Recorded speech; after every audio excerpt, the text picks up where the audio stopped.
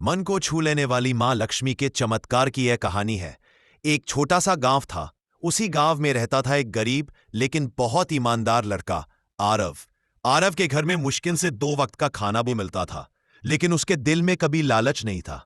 वह रोज सुबह पुराने टूटे फूटे मंदिर में जाकर मां लक्ष्मी के सामने दिया जलाता और कहता, मां, मुझे धन नहीं चाहिए, बस इतना दे देना कि मैं किसी का दुख दूर कर सकूं। गांव वाले हंसते थे, भाई इस मंदिर में तो घंटियां भी पुरानी है, यहां कौन सी लक्ष्मी आएंगी। लेकिन आरव का विश्वास अटल था। एक दिन जब वह मंदिर में सफाई कर रहा था, अचानक तेज प्रकाश फैला। आरव घबरा गया।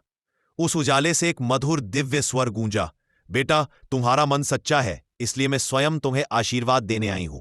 आरव ने पलटकर देखा।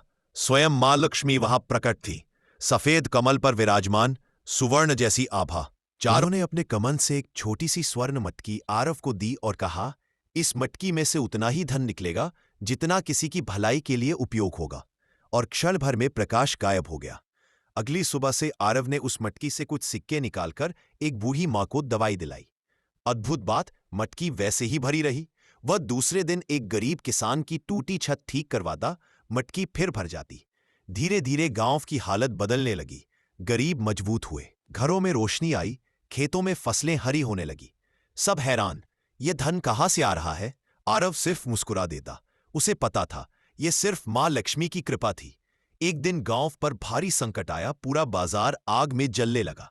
आरव ने बिना सोचे मटकी से खूब धन निकाला और सबके घर दुकान दोबारा बनवा दी। उस रात मां लक्ष्मी फिर प्रकट हुई। आरव, तुमने मेरे वरदान का सर्वोत्तम उपयोग किया है। अब ये मटकी तुम्हारे साथ हमेशा रहेगी, जब तक तुम्हारा दिल दया से भरा रहेगा। किसी ने सच ही कहा है, सच्चा धन वह है जो दूसरों की भलाई में खर्च हो। मां लक्ष्मी वहीं आती है जहां मन में लोभ नहीं, प्रेम और करुणा होती है। जय मां लक्ष्मी। सभी जिन्हें ये कथा सुनी, उनके घर धन से भर दो।